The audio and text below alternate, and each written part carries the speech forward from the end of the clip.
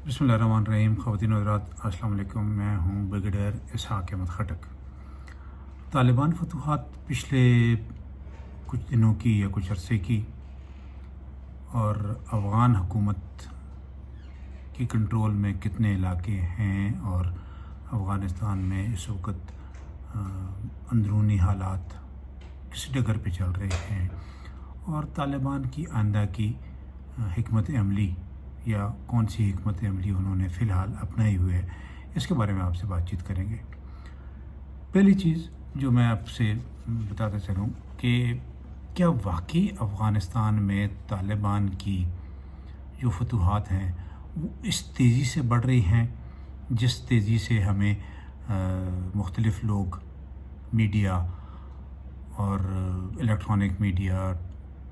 Social media जिस तरीके से हमें बताता जा रहा है कि अब तालिबान ने तकरीबन 100 से ऊपर, बल्कि एक जगह पर तो 170 ज़िलों का ज़िक्र आ रहा है कि 170 विलायत वो लोग उलसवालीज़ कहते हैं वो लोग अफ़गानिस्तान में, इसके लिए जो लफ्ज़ इस्तेमाल होते हैं हम लोग उसको डिस्ट्रिक्ट कहते हैं, कि इतने ज़िले उन्होंने कब्ज़ा कर लिए हैं। और फिर पिछले दिनों रूस में जब बातचीत हो रही थी तो वहाँ पर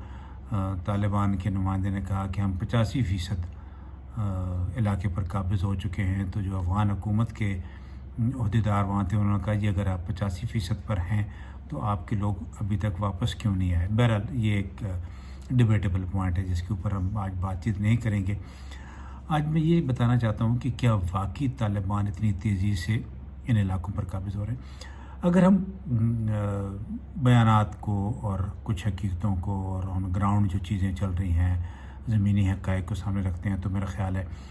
कि ये कहना कि 70% इलाका उनके कब्ज़े में है, मेरा ख़्याल है ये मुबालगा आराई होगी। हाँ, एक चीज़ बड़ी साफ़ है और वो ये है कि तालिबान अभी तक किसी बड़े शहर पर काबिज़ नहीं हुए और ना ही किसी पूरे सूबे पर काबिज़ हुए हैं, सिवाय एक बदख्शान सूबे के जिसके ऊपर उनका होल्ड बहुत ज़्यादा है। और दूसरा उन्होंने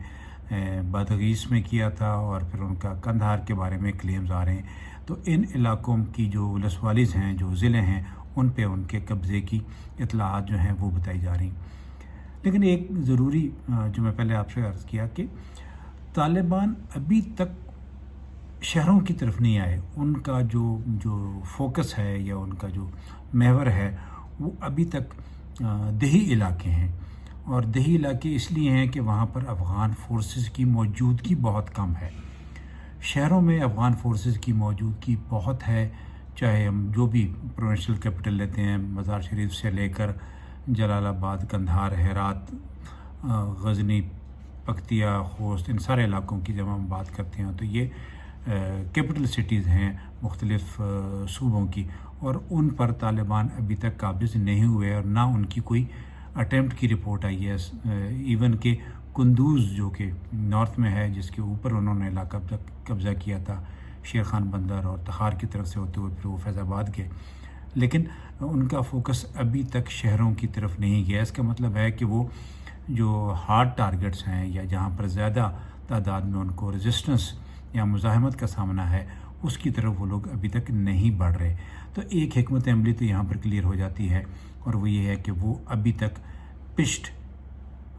बैटल की तरफ नहीं जा रहे, जहाँ हार्ड टारगेट, जहाँ मुश्किल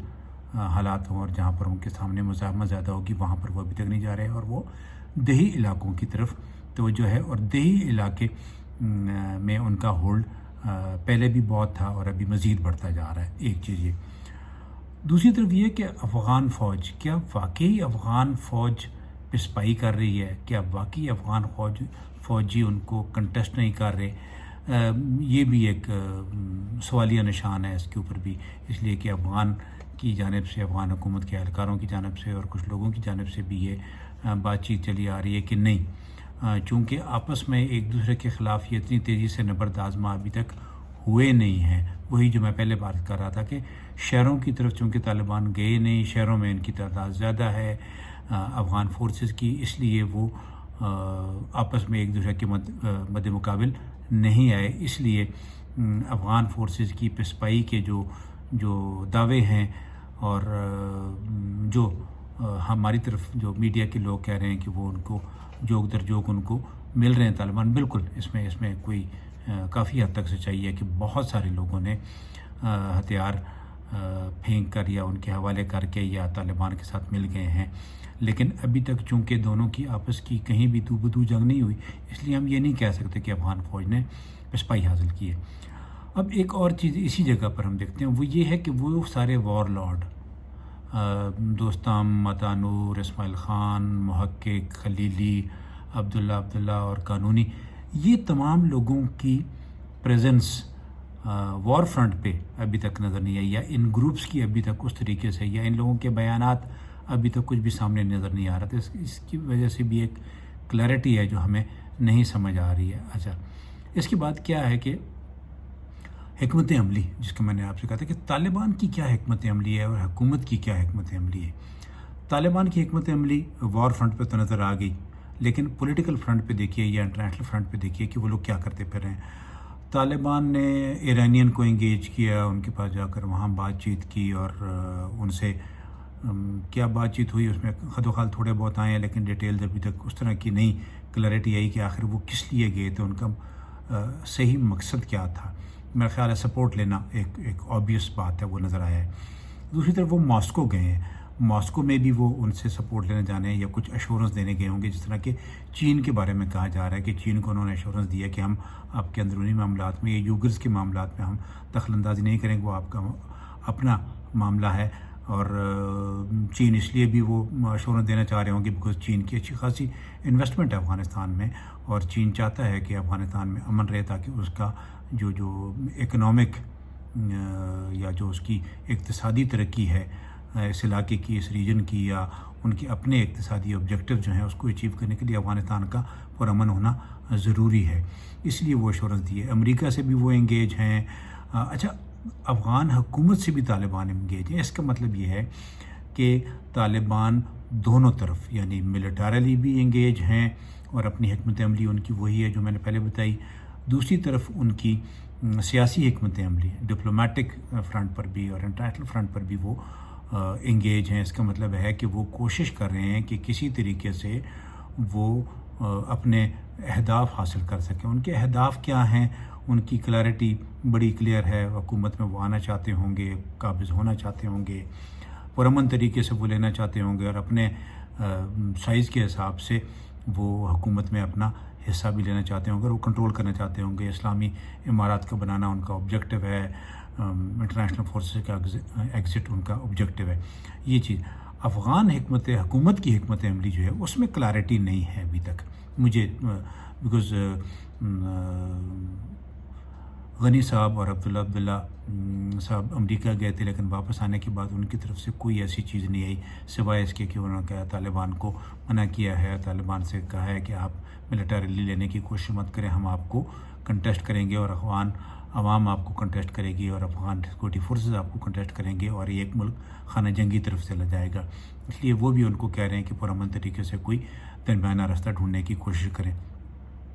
اب ان باتوں کے بعد افغان عوام کیا جو عوام کے بارے میں جو تھوڑی بہت چیزیں پتہ چلی ہیں، زیادہ تر وہی جو شروع میں بھی کہا تھا کہ بہت سارے لوگ جنگ سے تنگ آئے ہوئے ہیں، بہت سارے لوگوں نے سارا افغان نیشن اس کو کہتے ہیں فیڈ اپ آف وار، 40 سال کی جنگ ہے، اس لیے وہ بھی اس کا پرامن حل دیکھنے کی کوشش کر رہے ہیں، اور شاید اسی وجہ سے وہ کسی جگہ پہ بھی اس طریقے سے جس طریقے سے ہم لوگ سمجھ رہے ہیں یا کچھ اور لوگ اینالسٹ سمجھ رہے ہیں کہ شاید ایک خانہ جنگی کی صورتحال، لیکن خانہ جنگی کی صورتحال ابھی تک واضح نہیں ہے، اس لیے کہ طالبان ابھی تک کوشش میں ہیں اور افغان حکومت بھی اسی کوشش میں ہے کسی طریقے سے اس کا پرامن حل نکالا جائے۔ تو مجھے لگ رہا ہے کہ آنے والے دنوں میں مزید افغان فتوحات میں شاید تیزی نہ آئے، ہاں ان کی انگیجمنٹ بڑھ جائے گی، اور وہ کوشش کریں گے کہ کسی طریقے سے کوئی